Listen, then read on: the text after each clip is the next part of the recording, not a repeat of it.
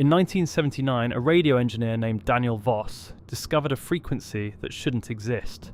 It only transmitted at exactly 3 a.m.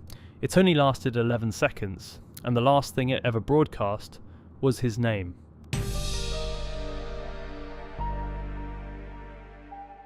Daniel worked the overnight shift at a government monitoring station in rural Nevada.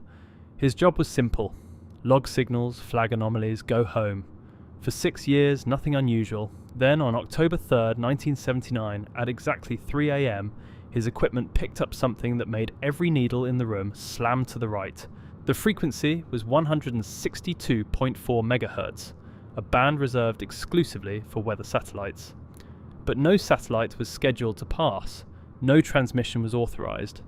And what came through wasn't data. It was a voice, calm, flat, like someone reading from a list. Daniel hit record. The voice read 11 names, slowly, one by one. He didn't recognize any of them until the 10th, his supervisor's name, James Alcott. He grabbed the phone to call James, no answer. He tried again, the line was dead. The next morning, Daniel found out James Alcott had died at 3:07 a.m, 7 minutes after the transmission ended. Cardiac arrest, they said, no history of heart problems. He was 34 years old. Daniel pulled the recording. He listened again. This time he noticed something he hadn't before. There were only supposed to be 11 names, but at the very end, after a long pause, there was a 12th, spoken quieter than the rest.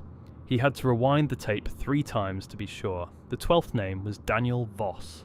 Daniel went to his superiors, filed an official report. 2 days later, he was told the recording had been reviewed and contained nothing unusual, static, background interference. They handed him back a different tape. He could tell immediately. The reels were the wrong colour. Daniel spent the next 3 weeks cross-referencing the other 10 names from memory. He'd written them down the night of the transmission. 8 of the 10 were dead, all within a week of October 3rd. The remaining 2, he couldn't find any record that they had ever existed. He went back through archived logs. The frequency had appeared before, same time, same duration. Going back to 1961, every single occurrence. Within 7 days, someone connected to the monitoring station was dead. It had been happening for 18 years, and no one had ever filed a single report. On the night of October 24th, exactly 3 weeks after the first transmission, Daniel set up every recorder he had. He wasn't going to sleep. At 2:58 a.m, his equipment powered off, all of it, simultaneously. The room went completely dark, and then, from a speaker that was no longer receiving power, it started again. This time there was only one name, just one, his, repeated, 11 times. Daniel ran, he drove 4 hours and checked into a motel under a false name. He called his sister from a payphone and told her everything. She said he sounded fine. She said not to worry. He never called again. Daniel Voss was reported missing on October 31st, 1979. His car was found 40 miles from the monitoring station. Engine still running, radio on, tuned to 162.4 megahertz.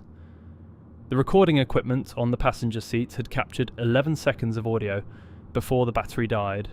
Investigators said it was static. But one technician who reviewed it quietly resigned the next day and never worked in broadcast again. The frequency still appears, always at 3 a.m, always 11 seconds. They just don't log it anymore.